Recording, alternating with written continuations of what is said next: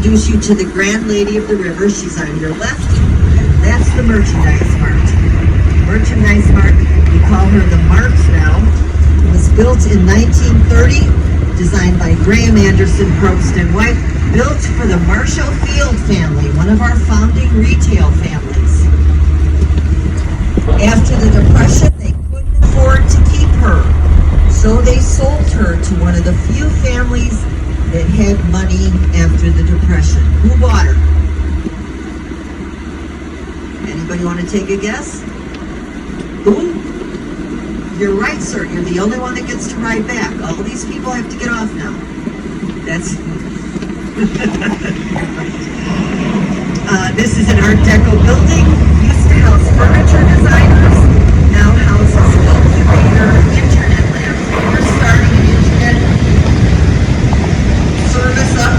You can rent space here, and they will give you everything that you need. That's why they want to call it the Mart now. It's now owned by a real estate trust. The busts that you see on columns are heads of retail because this used to be the Merchandise Mart, Filene, Montgomery Ward, Robert Wood. This was the largest office building in the world until the Pentagon was built. It's 2.5 square blocks. If you're in the area tonight and you can stand the cold, half an hour after sunset, they project art on the Mart. It's the largest LED art show in the United States.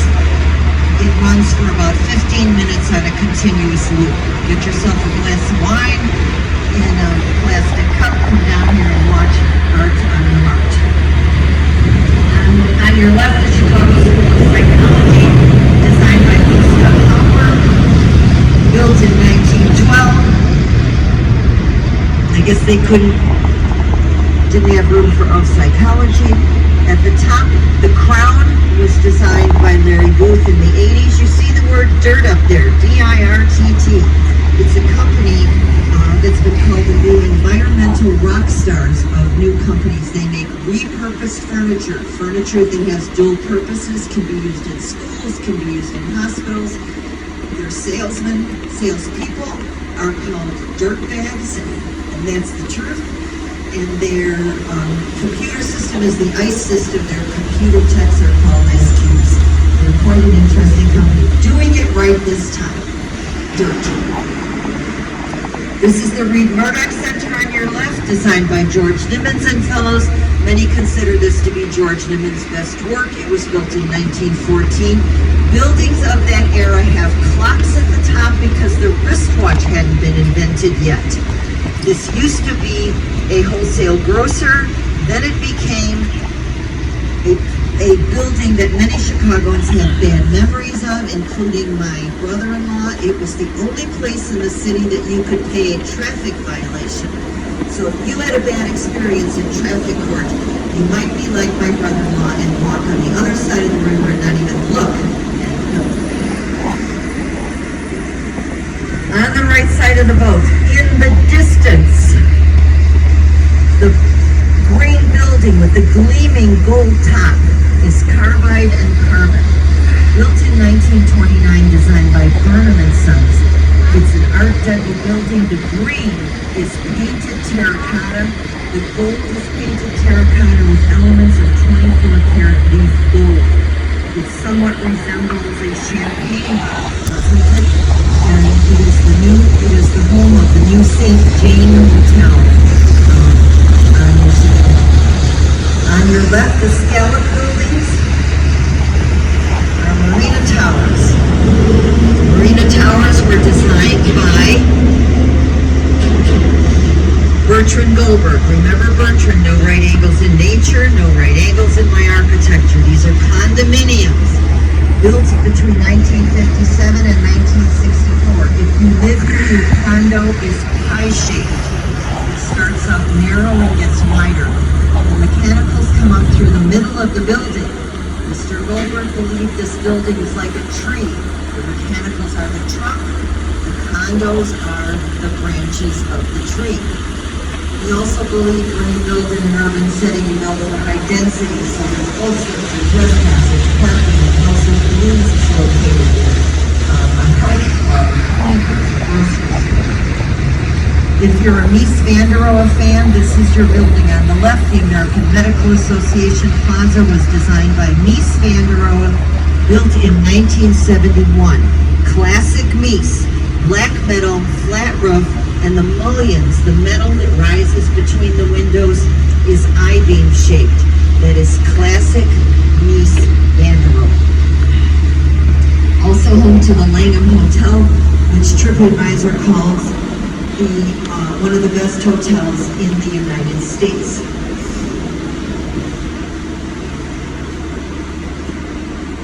We're coming alongside Trump International Hotel and Towers. I will tell you about Trump when we turn around and come back to the dock, because we're too close to get really any good pictures of this building. This gives me a little more time to talk to you about the Wrigley Buildings, the white wedding cake buildings on your left. Built in 1921 and 1924, designed by Graham, Anderson, Perks, and White for the Wrigley chewing gum family. Covered in 250,000 white glazed terracotta tiles. 6 shades of terracotta, darkest at the base, lightest at the top, to give the building a shimmering effect. The tower is reminiscent of the Geraldo Tower in Sevilla, Spain. The style of architecture has been called French Renaissance, Spanish Revival, with an American twist.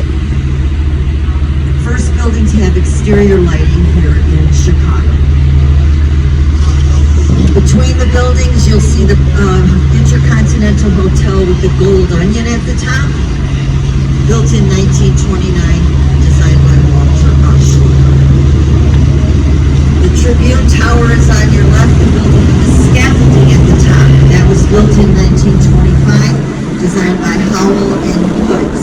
This is where the stories were written and the executives were housed for the paper that we saw the building where it was printed in the North Branch. The Tribune properties were sold. This is being converted to condominiums. The one-bedroom condo is $750,000. The elbow-shaped pieces that you see at the top with the scaffolding are called flying buttresses. If you've seen Notre Dame, you've seen the flying buttress. On your left is the Apple Store, built in 2017, designed by Sir Norman Foster and Partners. The roof is carbon fiber composite. At its thickest, it's 3 feet 4 inches. It empties into the stainless steel columns in the store. The glass is low iron because, and the building is glass because the Chicago Tribune Tower Pine Covenant cannot be blocked forever. The architects did not want this building to King Kong its way into Chicago. They wanted it to respond. It's very, very good job taking its place. On your left, the building with the peacock at the top is the NBC Tower, built in 1989, designed by Adrian Smith.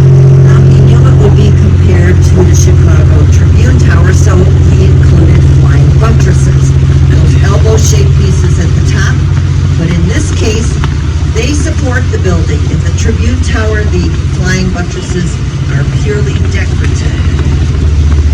I think this building looks like Rockefeller Center in New York City. All right, here comes the interactive part of the tour.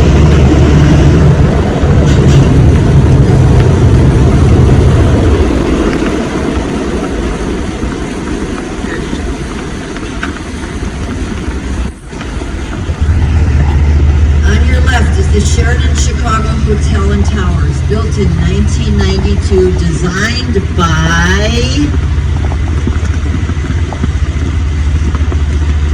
your close, come on, Solomon.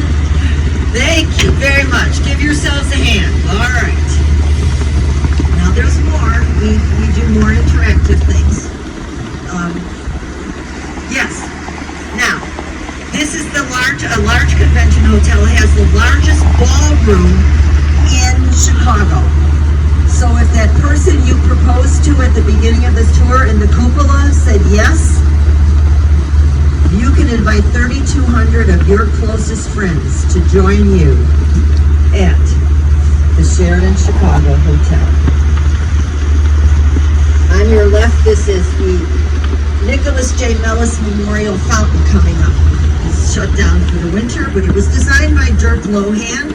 Dirk Lohan is Mies van der Rohe's grandson. Built to celebrate 100 years of clean water in Chicago. 100 years since we reversed the flow of the Chicago River. Now there are flags flying over that fountain, and the one flag that I'm interested in is the Chicago flag. You're going to see it on our boats, our bridges, our buildings, our firemen and policemen wear it on their shoulders. It has 4 red stars. Now, I am willing to give somebody 1 minute or 2 minutes of fame if you know the 4 red stars, what they mean. Anybody know what the 4 red stars mean? I'll give you the mic. You gotta know all 4. Okay, it's up to me again, I guess, huh? The 4 red stars designate 4 events in Chicago's history. The burning of Fort Dearborn, 1838. The Great Chicago Fire of 1871.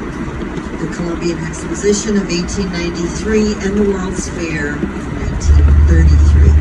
Now, before the Cubs won the World Series, I would always say, and when the Cubs win the World Series, we'll get a 5th star. Well, you notice we don't have a 5th star.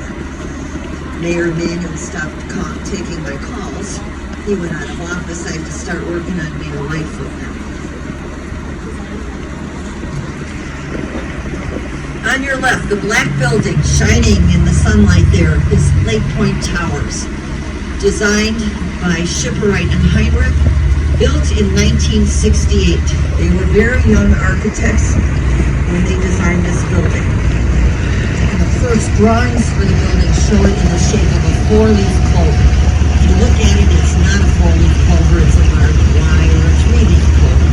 Because they changed those drawings, they looked at them and said, you know what, no one's going to want to live here because everyone's looking into everyone else's house. So they changed it. What that does is it gives everyone beautiful views of the city and the lake and the river, but it also accomplishes one other thing. It inhibits racking or twisting. When you get underneath this bridge, you'll see how important that is with this building.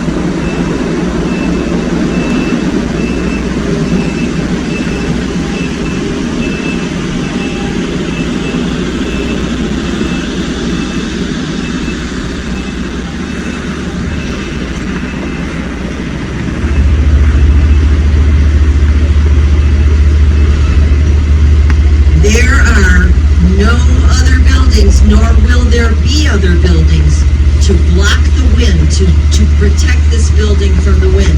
So wind management is critical in Lake Point Tower. Now, Lake Point Tower was the home of Oprah Winfrey at one time, Sammy Sosa at one time, and it's on the footpath and the auto path to Navy Pier. So it's elevated above the street. Navy Pier's on your left. Brown brick buildings, green metal tops. It was built in 1916. This used to be Chicago's municipal pier. When Calumet Harbor opened, it took most of the shipping traffic away from Navy Pier until the Second World War. In the first 2 months of the Second World War, the United States lost 5 aircraft carriers, and they had to find a way to train young Navy pilots. So they opened up Navy Pier for classroom work, and they took 2 old coal scuttles and they outfitted them to look like aircraft carriers, and they stuck them out in Lake Michigan. And the young pilots would practice landings on these old coal scuttles. There are over 200 sunken Navy planes out in Lake Michigan. They saved the pilots, they just didn't save the planes. Now, if you visit the Pensacola Naval Air Station Museum in Florida, they will tell you the story of Navy Pier. And if you flew into Midway Airport and happened to see an old plane hanging there, that plane is for Michigan. Now we're gonna turn in the turning basin here, so you will get some beautiful shots of this of the city from here. But we're headed towards the lock. And Joe's probably going to head left. The lock's going to be on your right. And then I'm going to go back to Navy Pier, but I'm going to tell you about the lock right now. The lock is manned by the Army Corps every day of the year, weather permitting, and of course some days weather isn't permitting. It's a gravity-driven lock, not a pump-driven lock. You can see the gates are closed right now. You don't need to make an appointment. You don't pay to go through it. It's the busiest lock in the United States, but we don't have a lot of locks, so it's really not that much of an honor.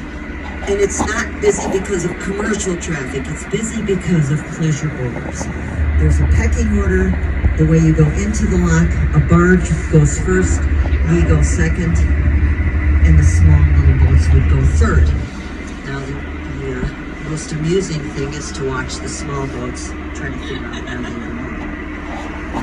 Then there's a gentleman on a microphone who gets on there and says, you can't, it's not your turn. So it's very interesting in the summer months. I'm going to go back to Navy Pier. This is an area of beautiful, beautiful pictures for you. In 1995, Navy Pier was converted into what it is today. And this is Illinois' second most popular tourist attraction. It used to be #1, but it was dethroned a couple of years ago by Millennium Park. The city held a design-build contest, and the Benjamin Thompson Group won it and converted it into what it is today. And there's a children's museum, a stained glass museum, a Shakespearean theater, a jazz stage, and of course the amusement park. So it's open every day of the year, and it's very popular. The area that you're looking at on the left is the Lakeshore East community. Chicago is the second most dense skyline in the United States. What's #1? New York. What's #3? That's the hard one, the difficult one. What did you say? San Francisco? No, it's not San Francisco. Not Los Angeles. It's Miami, which was surprising to Miami. Now, we've turned around. So this area on the left is called the Lakeshore East Community. It became very, very popular when Millennium Park, which is the northwest corner of Grand Park, was being built, and after it was constructed. That's the area with the ribbons of the Pittsburgh Music Pavilion and the Cloud Gate, which you are now calling the Bean, and you will change to Cloud Gate after this tour, and you will call it Cloud Gate. Now that area, if you walk to the other side of it, is where Millennium Park is. So that's a beautiful area to live. It's a planned community. If you walk into the middle, there's a grocery store, there's a dog park, private, primary, and secondary school. Very popular place to live. We're going to talk about an architect who has a couple of buildings in the Lakeshore East community. First, one of our buildings is a very tall building that's under construction.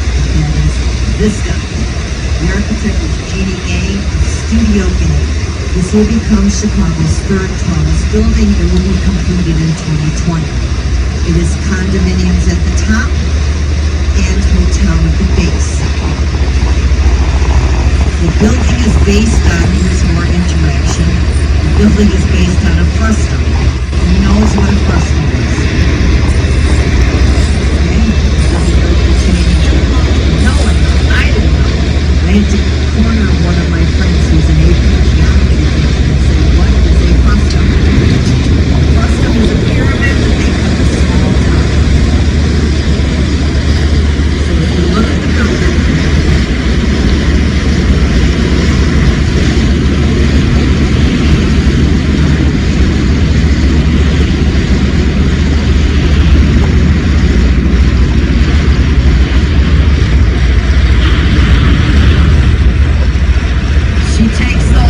and stands one upright and turns one upside down and continues that pattern. It gives that building that undulating shape. There are 3 stems in this building. The frustum gives it the shape, also gives the units more corners, more window space. There are 6 shades of glass in this building. The building steps down towards the lake to minimize shadows. Your shading of glass in your unit depends on your exposure to the sun.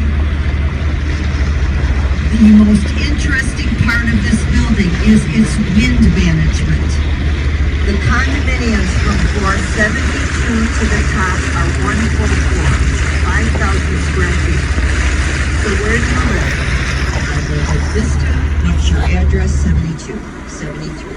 But they found that in stem number 3, the tallest, thinnest one, the condominiums from floor 84 and above, those people who spent all of that money on those beautiful units, after they had their wonderful dinner on a windy evening, would not feel well, would have nausea because of the wind. So to manage that, floor 83 is a blow-through floor. The wind blows through floor 83. There are 2 water-tuned dampers on 83 and 4 water-tuned dampers at the top of the building. It stabilizes 84 and above. It's the most interesting wind management that we have in the city of Chicago. Come back and see it completed in 2020 or visit it, a model of Vista at the Architecture Center.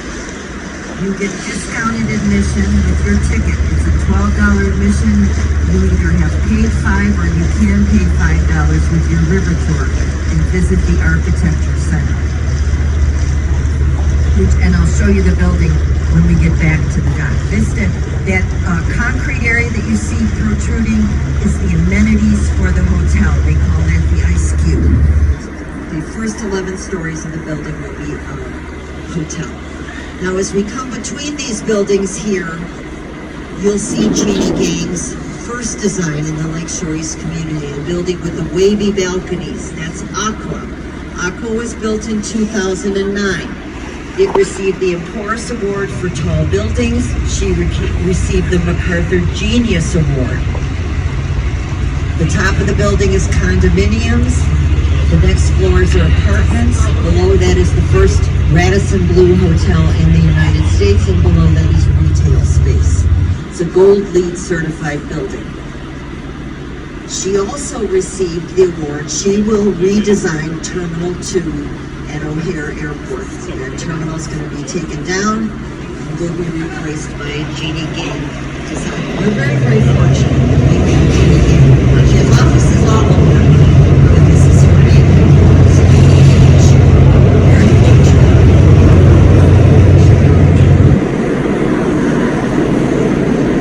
Directly ahead of you is Trump. Trump was built in 2009, designed by Adrian Smith. If you've seen the Burj Khalifa in Dubai, you will notice a distinct resemblance. Adrian Smith is also the designer of the Burj Khalifa. Trump is condominiums at the top, hotel at the base. It's done in reinforced concrete. The advantages to reinforced concrete are that it's inexpensive to build with, it affords less sway, which is important with all those buildings or people living out there. Gives you more window space. This is Chicago's second tallest building. Our order of height is Melis, Trump, and Vista.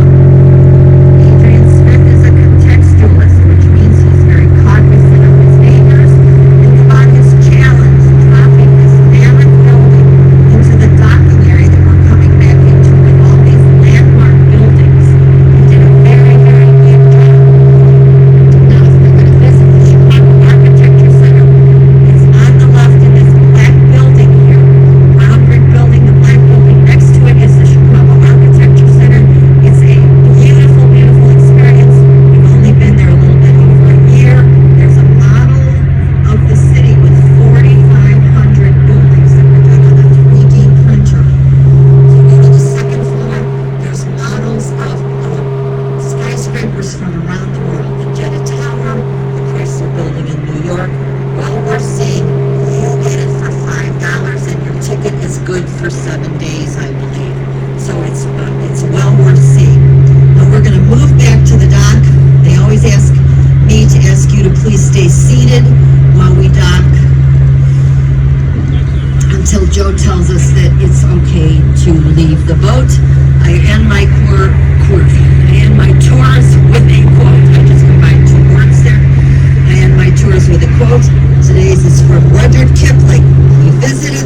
of Chicago in the late 1800s and said, having seen it, I desire to never see it again. We would like you to come back again and again. This city is blossoming. I need to live another 50 or 100 years so that I can see what it looks like. It is such a beautiful change. Thank you so much. Please give the crew a hand. They do a fantastic job. There are lots and lots of things to see here in the city. Walk to Millennium Park. I don't think the rain starts until late tomorrow. We're volunteers with the Architecture Center. We do not accept gratuities. If you enjoyed this tour, please go to TripAdvisor, go to Yelp, and document that you enjoyed it.